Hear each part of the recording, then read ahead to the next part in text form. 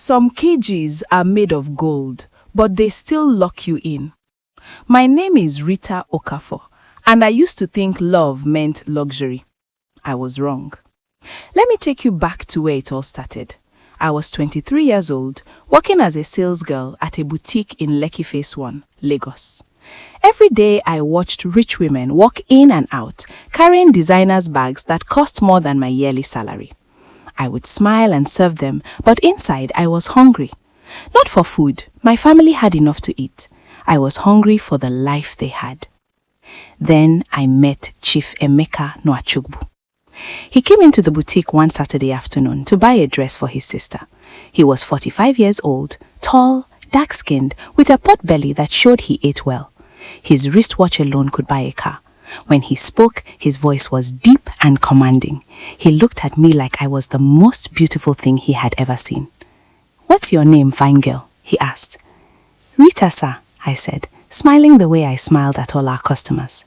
"Rita," he repeated, like he was tasting my name. "You're too beautiful to be working here. You should be living like a queen." I laughed it off, but my heart was beating fast. Before he left, he gave me his business card and 20,000 naira as a tip. 20,000! Just like that. He started coming to the boutique every week. He would buy expensive things and always ask for me. After 1 month, he asked me out to dinner. I said yes. That first dinner changed my life. He took me to a 5-star restaurant in Victoria Island, the kind of place where one plate of food cost 15,000 naira. I had never seen such luxury. Chief Emeka told me about his businesses, oil and gas, real estate, importation. He said he had houses in Lagos, Abuja, London and Dubai. "I can give you the world, Rita," he said, holding my hand across the table. "Just say yes to me." Yes, I knew he was married. He didn't hide it.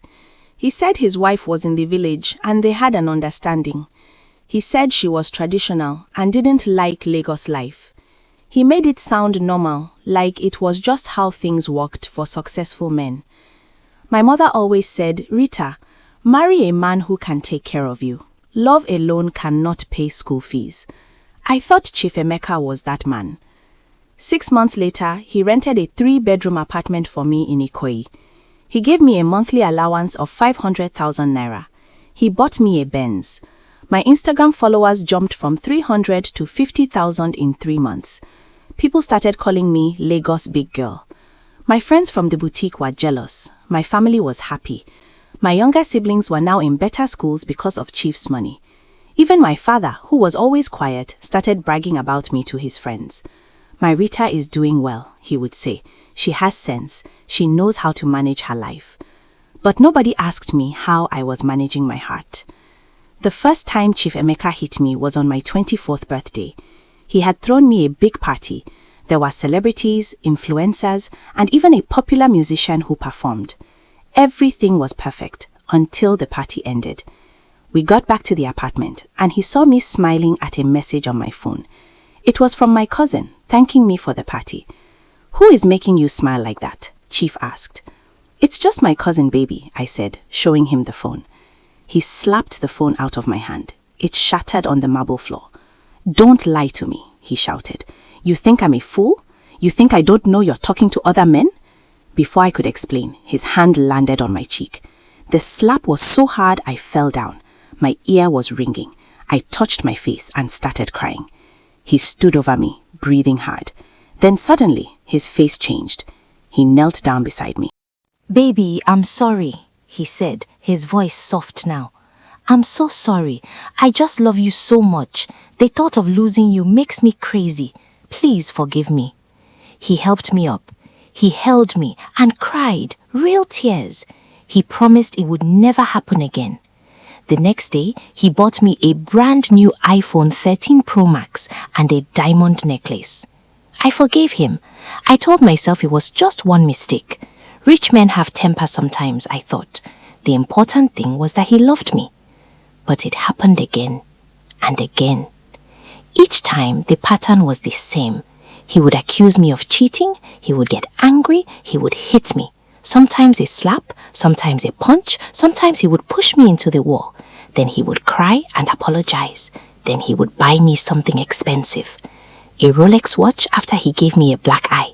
a trip to Dubai after he broke my phone in anger, a brand new Range Rover after he pushed me down the stairs and I sprained my ankle.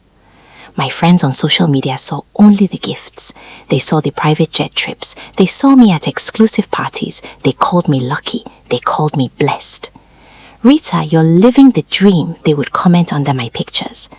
If only they knew the nightmare. My mother noticed the bruises when I visited home. I wore makeup to cover them, but a mother always knows. Rita, what is happening to your face? She asked me one day. Nothing, Mama, I just fell. I lied. She looked at me for a long time. My daughter, if that man is beating you, you can come home. But I thought about my siblings' school fees. I thought about the new house Chief was building for my parents. I thought about my lifestyle. How could I go back to being a sales girl? How could I give up the Benz, the private jets, the celebrity life? Mama, nobody is beating me, I said firmly. I'm fine. I became very good at hiding the truth. I learned to use makeup to cover bruises. I learned to lie about injuries. When I broke my wrist and had to wear a cast, I told people I fell during exercise. When my ribs were bruised, I stayed indoors until the pain went away. Chief's violence got worse when he decided to make our relationship official. He took me to traditional marriage in his village. His first wife was there, her face hard like stone. His children, some of them older than me, looked at me with disgust. But I didn't care. I was now officially Mrs. Nwachukwu. I had the title, I had the ring, I had the respect that came with being a chief's wife. What I didn't have was peace. After the marriage, Chief became more controlling.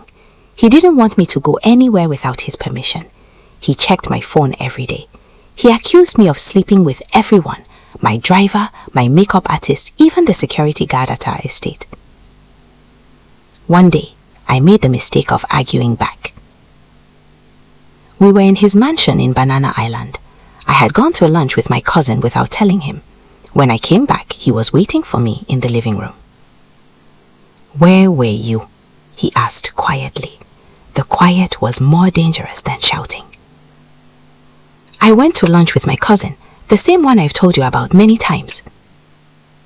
"You're lying." "I'm not lying, Chief. You can call her right now." "Are you raising your voice at me?" He stood up slowly. My heart started beating fast. "No, baby, I'm just trying to explain." He moved faster than I expected. His hand grabbed my hair and pulled me down. I screamed. He started beating me, fists, kicks, slaps. I tried to protect my face, but he was too strong. "You think you can disrespect me?" he shouted as he hit me. "You think because I made you somebody, you can talk back to me? I picked you from nothing, nothing." I was crying and begging. "Please, Chief, I'm sorry. Please stop." He didn't stop. The last thing I remember was his fist coming toward my face. Then everything went dark. I woke up in the hospital 3 days later. My head was bandaged, my body was in pain everywhere. When I tried to open my eyes, I could only see from one. A nurse came to my side. "Madame, you are awake. Thank God." "Why can't I see from my left eye?" I asked, panic rising in my chest. She looked uncomfortable. "The doctor will explain everything to you." The doctor came. He was a young man with kind eyes. He sat beside my bed and spoke gently. "Mrs. Nwachukwu, you suffered severe head trauma. Your husband brought you in and said you fell down the stairs." I said nothing. "The injury to your left eye, the damage was too much. You have permanently lost vision in that eye. I'm very sorry." The words didn't make sense at first. Permanently lost vision, blind in one eye, forever. I started crying. Not just crying, I was wailing. The nurse tried to comfort me, but nothing could comfort me. My beauty, my face, my eye, gone. Chief Ekimeke came to visit me that evening. He brought flowers and chocolates. He sat beside my bed and held my hand. "Baby, I'm so sorry this happened to you," he said. "These stairs in the house are dangerous. I'll make sure we change them." I looked at him with my one good eye. I saw him clearly for the first time. This man who had beaten me blind. This man who was lying to doctors, nurses, everyone. This man who thought flowers could fix what he had destroyed. Get out, I whispered. Get out! I screamed with all the strength I had left. He left, but not before placing an envelope on the table beside my bed. Inside was a check for 10 million naira. He thought money could fix everything. I stayed in that hospital for 2 weeks. My mother came from the village. When she saw my face, she just held me and cried. She didn't say, "I told you so." She didn't ask questions. She just cried with me. My father came too. He looked old and tired. "We're taking you home," he said simply. "But Papa, the house you're building, the school fees." "We will manage," he said firmly. "Your life is more important than any building." Those words broke something inside me. All this time, I thought I was helping my family, but I was killing myself. I went back to the Ikoyi apartment one last time to pack my things. Chief wasn't there. He was traveling for business. The apartment that once looked like paradise now looked like a prison. All the designer bags, the shoes, the jewelry, they meant nothing. I took only my clothes and personal items. I left the Benz keys on the table. I left the jewelry. I left the life. As I was leaving, I saw myself in the mirror. My left eye was covered with a patch. My face was still swollen, but for the first time in 2 years, I saw someone I recognized. I saw Rita, the real Rita. Not Chief's Rita, not Lagos big girl Rita, just me. Going back to my parents' house was hard. People in the neighborhood whispered. Some felt sorry for me. Others said I deserved it for being a rich man's second wife. But my family stood by me. My mother cooked my favorite foods. My father didn't ask questions. My siblings were just happy to have me home. Slowly, I started to heal. Not just my body, my spirit. Inside life home. I started therapy with a counselor who specialized in domestic violence. She helped me understand that what happened to me wasn't my fault. She taught me that abuse has a cycle: tension, explosion, honeymoon. Chief followed it perfectly every time. She also taught me something important. Rita, you didn't stay for the money. You stayed because he made you believe you were nothing without him. That's what abusers do. They destroy your self-worth, then offer to save you. Those words opened my eyes, my one good eye. I started speaking up about my experience, first to small groups of women in my community, then to churches, then to NGOs that fight domestic violence. My story went viral when a blogger wrote about it, not because of the celebrity angle, but because so many women saw themselves in my story. My phone didn't stop ringing. Women from all over Nigeria called me, WhatsApped me, emailed me. Rita, I'm going through the same thing. Rita, how did you find the courage to leave? Rita, he beats me, but he takes care of my family. What should I do? I told them all the same thing. Your life is more valuable than any amount of money. You cannot enjoy wealth from a hospital bed or a grave. Today, I'm 26 years old. I'm blind in one eye, but I see more clearly than I ever did before. I work with an NGO that helps women escape domestic violence. I use my story to save lives. Chief Emeka tried to reach me several times. He sent messages through people. He sent money to my family. He even came to my parents' house once, but my father sent him away. The last I heard, he had found another young girl, another Rita. I pray for her every day.